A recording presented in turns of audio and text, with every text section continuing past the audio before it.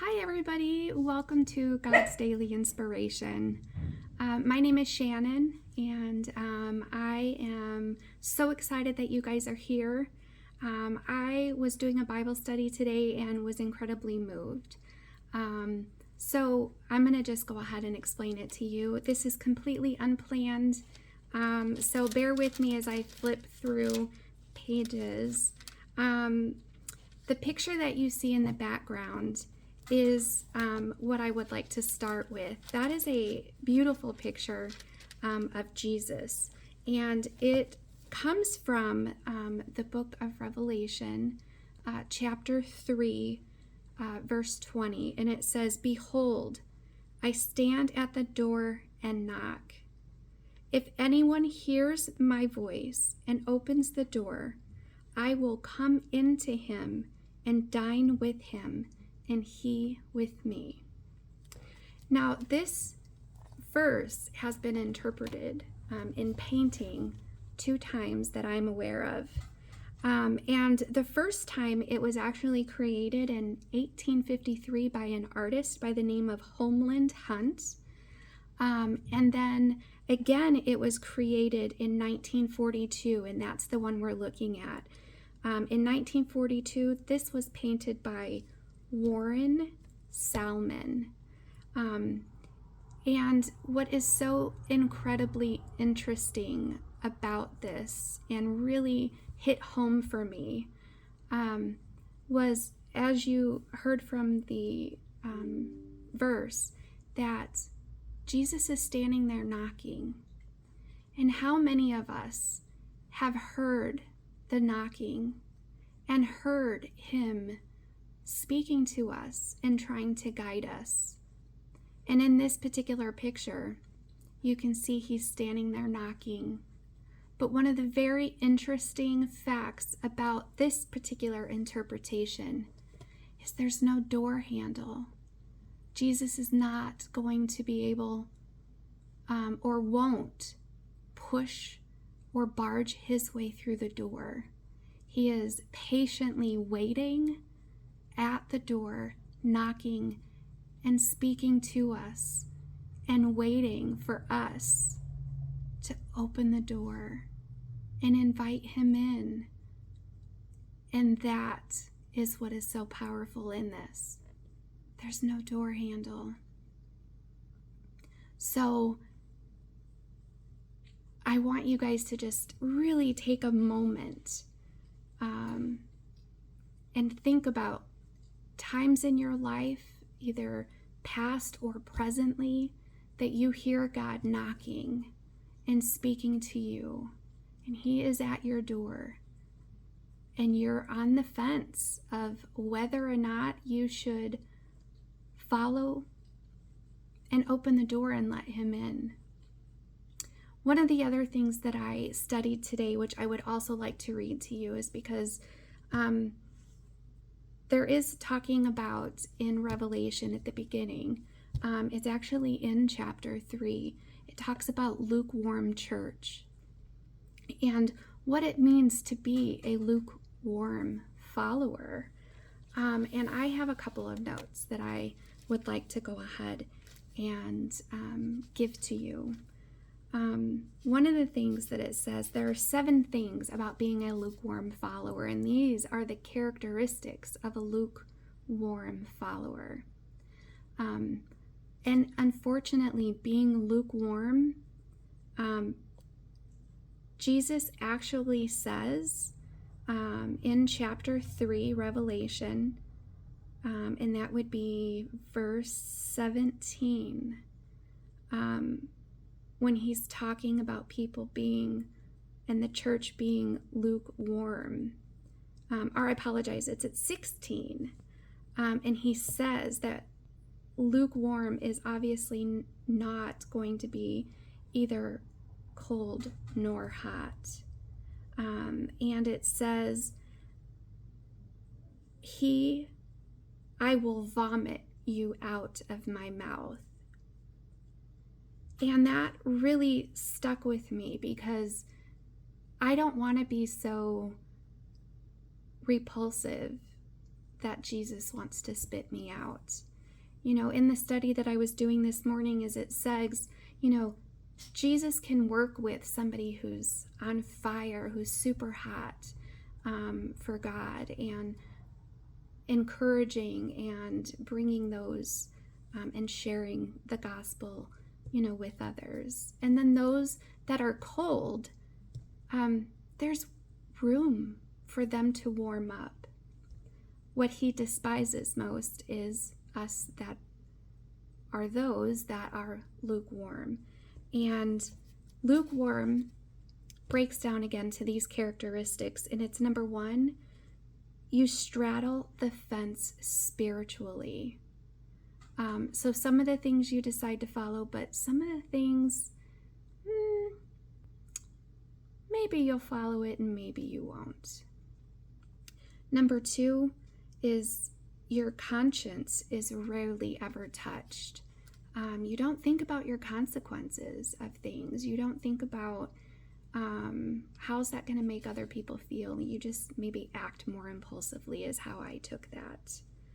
Number 3 is you do not take Jesus or the Bible seriously. Number 4 is that you don't take sin or the lost world seriously. Number 5 is you're erratic and at following with fellowship. You're not making it a priority. And we know as believers it's very important for us to gather together in fellowship.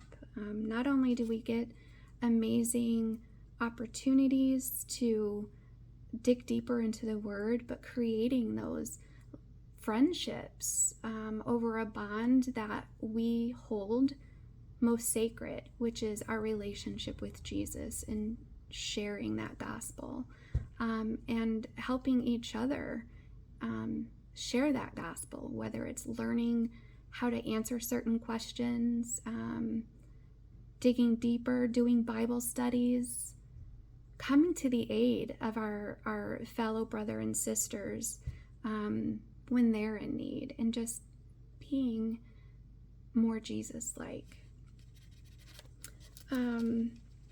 Number 6 is you do not let the Bible serve as a guide for your life.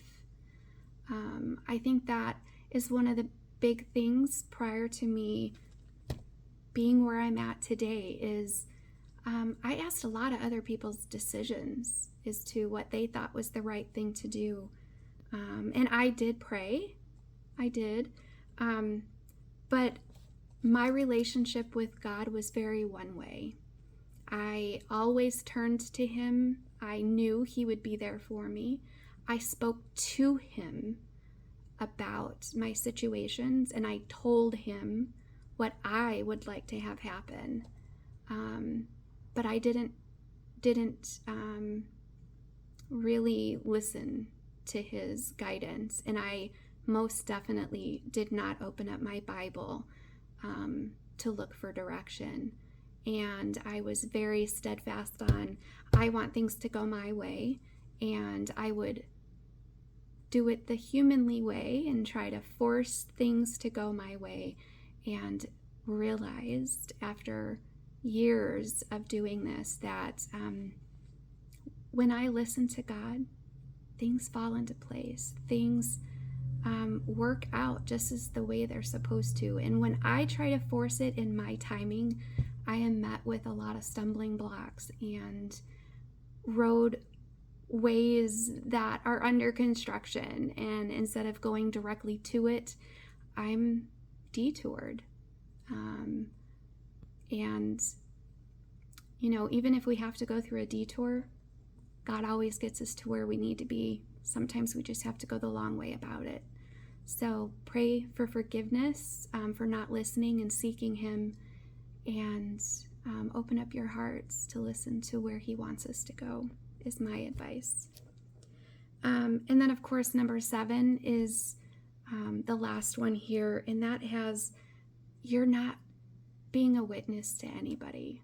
You're not bringing the word to somebody and helping deliver them to hear the good word. And I don't know about you, but I don't want to be lukewarm. And that is one of the main reasons why I started this channel. I really, really want to bring all-minded people together. And like-minded people are wonderful and great, but we also need to reach out to those that are going to make us uncomfortable, that don't believe and that are going to question. And there's going to be haters. We know this. Jesus told us we are going to be hit with every block imaginable. And everything he went through will go through.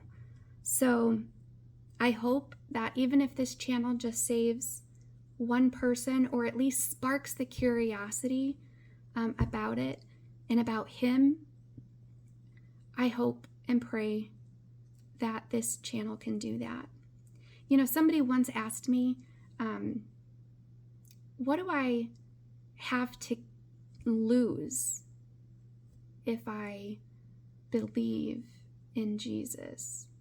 And my response was nothing. Coming from their perspective, if I believe and I really question it, I have nothing to lose, because when I die and there is nothing in their perspective, you've lost nothing. But my question is this: if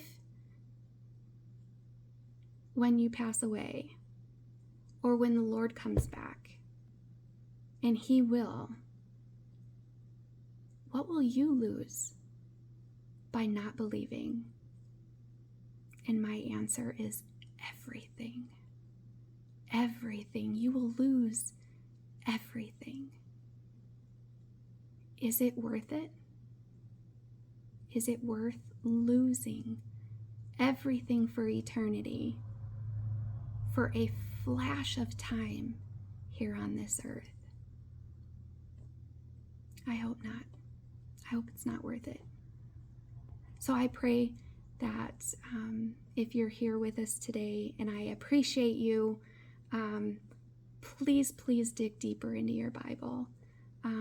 Even just starting with just a chapter at a time. Reach out to me. I'll be happy to help you. Post your questions, and I'll try to do my very best to answer those questions for you. And if not, I'll refer you to somebody who can, because we're all in this journey of learning as much as we can. And some are a lot more seasoned than others. There is no dumb question. There really isn't. And I know you guys have heard that before.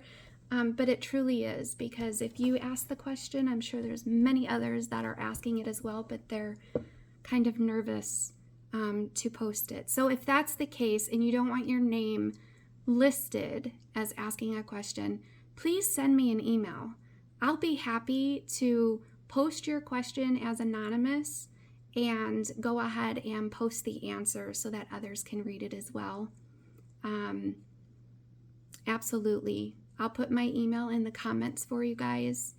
Again, thank you so much. If this has helped you in any way, shape, or form, or you like this content and would love to see more, please definitely like the video, because that helps with the computer algorithm, make it so that it's available for more people. And then please subscribe so that you're aware of more content that comes out.